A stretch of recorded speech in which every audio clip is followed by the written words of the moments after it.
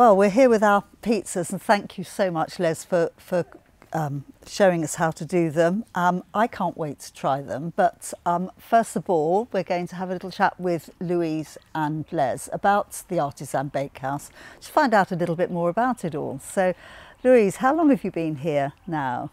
We've been here 8 years. Okay. And prior to that, we're Sussex people, but prior to that, we lived in France for 8 years, had a similar business. So the Artisan Bakehouse was basically a residential property. It wasn't the Artisan Bakehouse when we came. It was ostensibly a garage, and so we had to apply for planning permission to set up. But we had an idea that we wanted to bring, I guess, really everything from our journeys in France about baking and being true artisan bakers, baking in small batches and using like local seasonal produce, which is very much the fabric of life in France. And we just felt we really wanted to embrace Sussex and bring that here, didn't we? And Sussex has got some fantastic ingredients, hasn't it, now? Yeah. So it's a great place to be doing it. Definitely. And you've also got accommodation here. Yeah, so we've got the bakehouse, obviously, where we teach our bread making classes, and we've got 2 on-site holiday cottages here. We can sleep, one can take 4 and the other one can take 4, but 2 adults, 2 children. And we've also got a luxury shepherd's hut in the woods as well. Oh, it sounds delightful. Yeah, so people can come and stay, they can bake, and we also host events, and from time to time we also have a pop-up cafe opening just so people can come and see what we do, sample the food, which is always handmade and is always Sussex ingredients. That's really what we sort of champion. So if somebody wanted to come and sample that cafe, is everything on your website? Yes. It's all got the information. Yeah. And presumably if you didn't feel you were quite ready to do a baking class, you can still rent the cottage. Oh, of course, yeah. We have people stay either for weekends or they come for a week, or some people come for 2 weeks and just use it as a really great base to then explore Sussex. And Les was saying earlier to me when we were chatting that you work quite closely with other local businesses to support your visitors. So something like you were saying somebody was going kayaking locally, or you work with a local riding stable. So if somebody comes to stay, there's lots of activities that they can do to really enjoy Sussex at its best. Yeah, definitely. So and hopefully one of the family members learns to bake as well, so they take away some skills. One of the things I know about is that you won an award.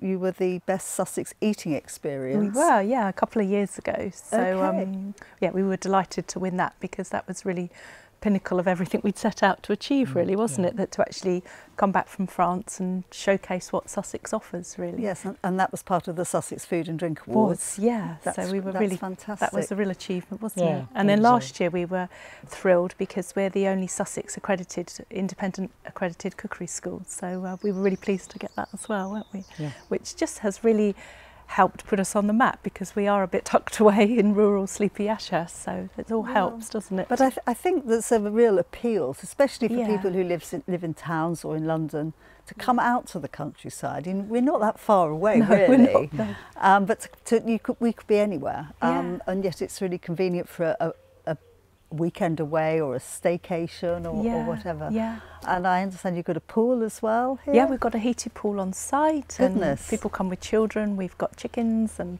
pet rabbit, and we've got trampolines and swings, and so there's lots for people to do on site, even if they don't want to go out of the gate. So there's plenty for the children to be occupied while the parents are learning to bake as well. Definitely. And I mean, we're very lucky because we've got 5 acres here. There's plenty of space for people to be quiet and hide away as well, and just retreat, really, isn't it?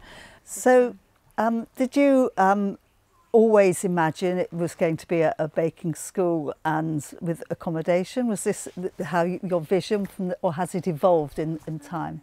Yeah, so it was always our vision, really, wasn't it, to have an artisan bread making school and really sort of showcase artisan baking, because that's what Les learned in France, and to have a wood oven and to just teach people to make bread how it should always was eaten and should be eaten. And so many people now are getting intolerances, and you know, wheat has been around for centuries and has been a staple part of everyone's diet, and it's fascinating. You know, even the Real Bread campaign now are campaigning to see, well, why are people developing intolerances? And it's we believe, and we're very much part of the Real Bread campaign, that it's because bread isn't made commercially as it should be, and so we're passionate about championing that, really, aren't we?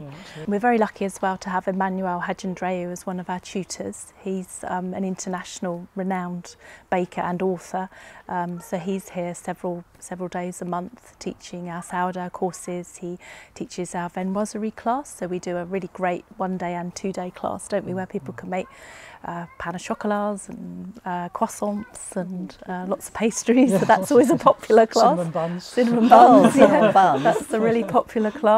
Lovely. And we've also, I mean, when you said we started off obviously with baking in mind, but we've also developed a little bit that we also have a guy who's an artisan chocolatier, Mike Noble from Noble and Stace, and so he comes and runs a chocolate masterclass here as well, a couple of times a month, doesn't he? Which is really popular. We team up with a local florist at Christmas, and she does wreath making, and that's really, really popular, isn't it? So we do lunches and wreath making. And I also hear that you host events as well, so small weddings, parties, that sort of thing as well. Yeah, we do. Yep. So people can come and stay. They can, as we've got today, put marquees up to have bigger events.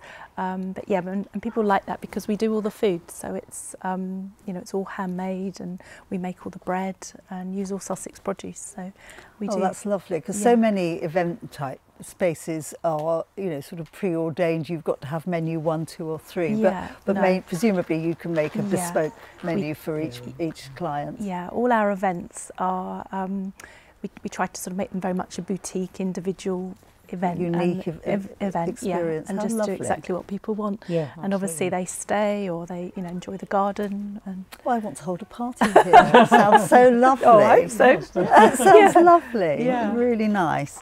So are we going to try these pizzas? Oh, definitely. They're sitting Yeah, here, getting a bit my hungry. mouth is watering. So I'm going to have a go. Yeah. You're going to join us, I'm sure. Yeah, I'm sure. So I'm going to take this. Gorgeous, absolutely lovely. Thank you so much, both Les, for teaching us about your courses, and I'm sure that people feel inspired to come and join you. Oh, I hope so. Louise, thank you for hosting us today. It's been an absolute pleasure, and I've really enjoyed every moment. Oh, thank you. So Thanks for thank you coming. very much. Thanks for coming.